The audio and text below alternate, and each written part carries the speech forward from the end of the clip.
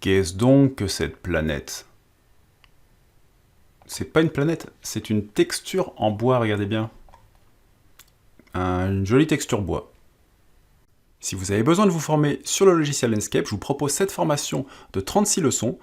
Pour l'obtenir, n'hésitez pas à cliquer sur le lien qu'il y a en dessous de cette vidéo. Bonjour à tous, j'espère que vous allez bien. Aujourd'hui, tuto sur Enscape, je vais vous parler de displacement. Alors le displacement, qu'est-ce que c'est? Le displacement, c'est tout bêtement une propriété qu'ont les logiciels photoréalistes, que ce soit Enscape, que ce soit V-Ray, que ce soit, je sais pas, Twinmotion ou autre. Une propriété qui permet de donner du relief à la matière, mais plus que du relief, c'est-à-dire que la texture elle va carrément sortir du volume de la surface que vous avez texturée. Donc là, je vous fais une petite démonstration. Ici, on a une texture de base dans SketchUp, d'accord, qui est le plancher bois foncé, je crois que tout le monde le connaît maintenant. Si je vais sur un site de téléchargement de textures, comme ambientecg.com, on a cette image de bois, et finalement, on peut se dire, bah oui, mais c'est un petit peu mieux, mais pourquoi? Parce que c'est une photo. Mais non, c'est pas qu'une photo, c'est-à-dire que cette texture-là, si je zoome, et sur le site, il y a un super player qui permet de visualiser la texture, regardez ce qui se passe. Votre texture, en fonction de l'angle de vue dans laquelle vous la montrez, là je me mets un peu en contre-jour, je pense qu'il y a une source de lumière qui est en haut, là-haut, voilà. Regardez ma texture, il y a comme des petites crevasses entre chaque lame de parquet, donc là ça simule vraiment un parquet vieilli, et ça c'est super bien, mais c'est compliqué au début de le faire dans les logiciels de rendu photo, parce que souvent on creuse le parquet, il y a un paramètre qui s'appelle bump, comme dans Light Render, et puis ça fait un truc un peu aléatoire. Mais là, c'est très précis. C'est-à-dire qu'à la fois, sur ce parquet, vous avez des zones qui sont lisses au niveau du dessus des lames. Cette surface est un peu brillante par endroits, voilà, et puis il y a des creux qui sont très marqués. Donc ça, c'est quelque chose qu'on va apprendre à faire. Je vais vous montrer ça. Alors, le site ambientecg.com, très bien, indispensable. Il y a vraiment des tonnes et des tonnes de textures, c'est juste magnifique. Donc quand vous choisissez une texture, alors celle que je vais utiliser pour le tuto, c'est la 41, c'est celle-ci, c'est la Woodfloor 41. Vous cliquez dessus, et là, dans la colonne de gauche, vous avez tous les formats, et c'est gratuit. Alors, n'essayez pas de télécharger la 8K, l'image va être énorme, et je suis pas sûr que SketchUp la supporte. Nous, on va prendre plutôt 2K, c'est très bien, c'est une bonne moyenne. Voilà, donc je vais cliquer, je vais récupérer le paquet zippé à l'intérieur duquel il y a plein de petites images. Dans ces petites images, il y a notamment la texture de displacement. D'accord? Ici, vous avez l'aperçu de la texture. En bas, vous avez plusieurs modes. Vous avez ici la vignette, c'est ce qu'on voit actuellement. Le tiling preview, c'est-à-dire la texture en vue de face. Et puis le shading preview, ce que je vous montrais tout à l'heure en introduction. Ça, c'est juste magnifique parce que vous pouvez étudier votre texture, regarder comment elle est composée, voir les possibilités de cette texture en changeant notamment la géométrie. Vous pouvez faire du cube. Vous pouvez changer aussi l'arrière-plan de l'environnement. Ici, on est dans du parc, mais on peut très bien en mettre une ambiance forêt. Et là, du coup, on a une texture qui va être un peu différente. Bref, moi, ce que j'ai envie, c'est de télécharger déjà ma texture. Donc, on y va, on clique sur 2K, hop, JPEG, et puis on télécharge le fichier zippé. Alors je l'ai déjà fait sur mon bureau, donc je vais vous ouvrir le petit dossier, il est là, voilà.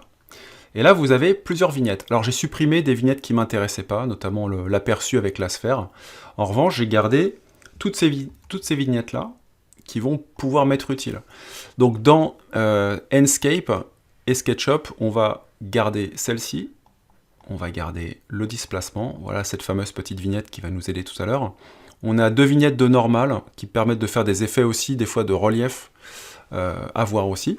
Et on a le roughness, qui est la texture qui permet de donner de la brillance à ma texture.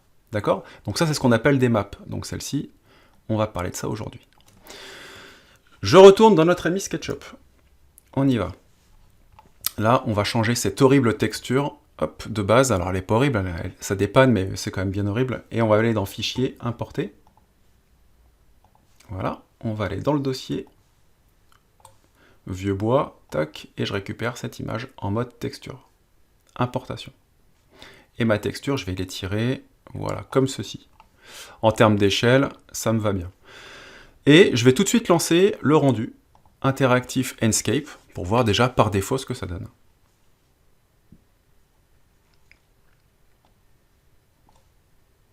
Voilà, donc j'ai ma texture. Ma texture, je vais me promener dans SketchUp, je vais activer ici dans Enscape synchroniser les vues, ce qui fait que ma caméra SketchUp se synchronise également avec la vue Enscape.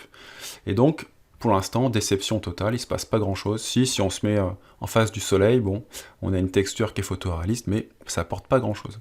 Donc pour modifier cette texture, regardez bien, je clique sur la petite maison dans le modèle de ma palette matière, je viens sélectionner ma matière, donc c'est celle-ci, la wood floor, paf, voilà.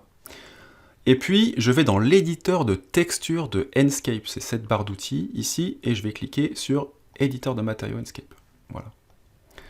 Et regardez bien. Donc là, vous avez 3 menus. Aujourd'hui, on s'occupe du menu du milieu. Le menu du milieu, ça s'appelle texture de hauteur. Donc c'est le relief, on appelle ça aussi le bump. Par défaut, c'est du bump. Et donc le bump, c'est quoi? C'est que dans Enscape, si vous voulez du relief, vous allez cliquer par exemple sur utiliser albedo. Albedo, c'est quoi? C'est l'image de départ qu'on a importée. Donc Enscape peut s'en servir pour faire du relief. Ok? Donc là, on a un relief qu'on peut augmenter avec ce petit curseur. Donc là, on rajoute du bump. Et là, vous voyez, c'est génial parce que maintenant, plutôt que d'avoir du parquet, j'ai collé bêtement des écorces d'arbres. Bref, c'est horrible, mais bon, ça peut être sympa. Donc déjà, on peut être bloqué par rapport à cette fonction-là. Donc je vais enlever, je vais cliquer sur la petite croix là, hop, j'enlève la texture albedo. Et là, regardez bien, dans cette liste, on a le bump, on a le normal et texture de déplacement ou displacement. Alors comment ça se passe? Donc si je veux une texture type bump relief de base, bon c'est pas, je vais prendre par exemple le petit dossier ici, je vais aller chercher dans ma liste la map qui m'intéresse. Ici je vais prendre la texture justement de displacement, je clique sur ouvrir, voilà, en mode bump, et là c'est intéressant parce que mon relief il va être ciblé à certains endroits, vous voyez, de mon parquet. Et notamment, par rapport à l'image qui a été utilisée, là vous voyez en aperçu ici, tout ce qui est noir et tout ce qui est blanc ou il va y avoir une zone de contraste plus ou moins importante. Et cette zone de contraste, notamment importante en termes de relief, on peut l'activer ici, dans un sens comme dans un autre. Vous voyez, ça va même inverser le sens du relief. Donc là, ça creuse un peu. Donc c'est plutôt pas mal. Hein. Mais si on veut plus d'effet, il faudra ici dans reflet, enlever de la rugosité. Voilà.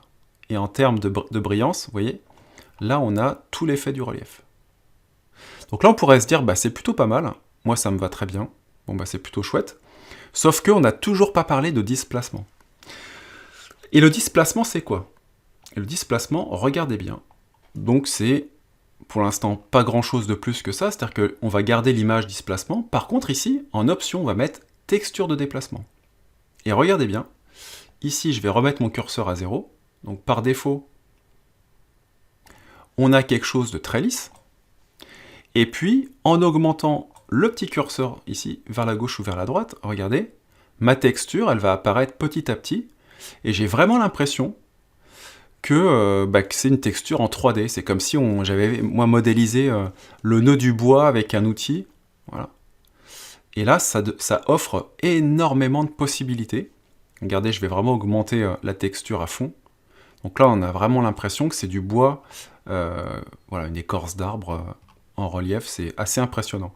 Bon, quand vous abusez un petit peu de ce curseur, voilà ce qui va se passer. Il y a des espèces de petites dents qui vont apparaître. Ça veut dire que tout bêtement, l'algorithme qui gère la texture de relief, là, elle est à son max. C'est-à-dire que là, on ne peut plus faire grand-chose d'autre. On va réduire un peu. Voilà. Et on va rester sur des valeurs un peu moins extrêmes. Donc ça, c'est top. Plus un petit peu de brillance. Voilà. Et regardez, j'ai un parquet qui est vraiment en relief, vraiment en 3D. Si on retourne sur l'image de base d'aperçu qu'on avait tout à l'heure sur le site, je vais aller sur Plane, hop. Vous voyez, c'est moins exagéré, mais Si on regarde bien, ici, sur les côtés, sur les bords du plan, c'est ça qui va nous permettre de voir, vous voyez, la 3D. Là, on est vraiment sur une géométrie 3D. On n'est plus sur un effet, on est vraiment sur une géométrie. Donc voilà la différence entre, par exemple, du bump. Voilà, le bump map, si on se met sur bump, ben on va avoir quelque chose de nettement plus contrôlé. On peut augmenter l'effet, vous voyez, du bump, mais eh bien, on va pas avoir cette espèce de texture bois qui va ressortir de notre volume. Voilà, ça fait un effet un peu contrôlé. Mais en revanche, si vous voulez quelque chose de beaucoup plus volumineux, par exemple, ça peut être une texture de briques. On va vraiment avoir les briques qui vont gonfler du mur, par exemple. Eh bien, vous avez cette option. Voilà, c'est terminé pour aujourd'hui. Donc, on a vu dans le super logiciel Enscape comment appliquer ce qu'on appelle du displacement.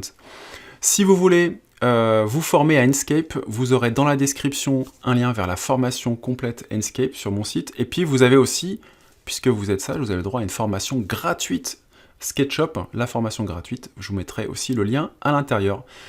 Super, et bien moi je vous dis à très vite sur SketchUp et Enscape. Si vous êtes complètement débutant sur SketchUp et que vous voulez découvrir ce logiciel, je vous propose ma formation gratuite. Pour l'obtenir, il suffit de cliquer dans le lien que vous trouverez en bas de cette vidéo.